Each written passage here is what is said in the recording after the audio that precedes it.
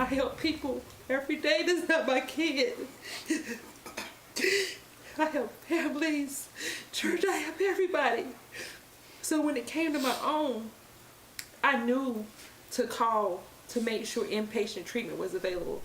A career built on helping others meant that Maya Speller was always ready to help her own son as he battled mental health issues through the years. But now she is watching her worst nightmare come to life. Her son's name, Nigel Collins, 22 years of age, shot and killed by Atlanta police inside Fogo de Chao restaurant in Buckhead off of Piedmont Road. Officers say before the shooting, he shot a security guard who tackled him. Collins' family says he was suffering a mental health crisis, and they had just called 911 a few hours earlier, trying to get him some help. And as Don White reports, they feel his life could have been spared if that help had arrived sooner.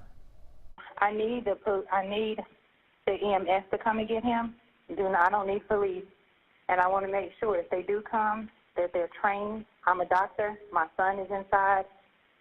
He is in a manic phase. He doesn't have any weapons. He's not a threat, but he is hallucinating. Maya Speller told us this afternoon she made that 911 call from her son Nigel Collins' Midtown apartment around 5 yesterday evening. She says the 22-year-old was diagnosed with bipolar disorder, and she was calling 911 to have EMTs take him to a facility. The pain that I feel is a pain that I wouldn't wish on my worst enemy. And I don't even have no enemies, but I would wish it on them. It's a pain that I can't even explain. But she says help didn't arrive for about 3 hours, and by then her son had already gone to Fogo de Chao, where he ended up dying. He had a good heart. He had good friends. He gave his shirt off his back. He didn't deserve it. A worker in the restaurant called 911 saying Collins had a gun and was acting erratically, making people nervous. He pushed the bartender out of the way, and like I said, he's got a gun on his belt. But did he point the gun at you?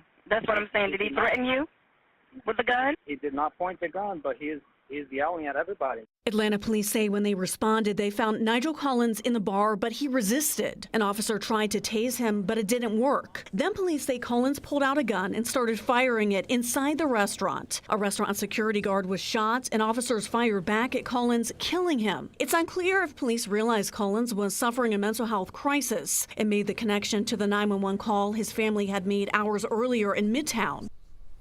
We took the family's concerns directly to Atlanta police. They would not comment because of the ongoing investigation into what happened, but they shared APD's policy outlining how to deal with people having a mental health crisis, including in part approaching the victim in a calm manner, contacting a mental health center if the victim is agitated, and treating adults as adults, not children. Here's law enforcement analyst Dr. Cedric Alexander, his perspective. He told us he believes the officers were within their right to use deadly force because of the public safety risk. This person, the subject, the deceased, pulled a weapon, shot a security guard, and therefore the police officers acting within the purview of their responsibility saw others and themselves in imminent danger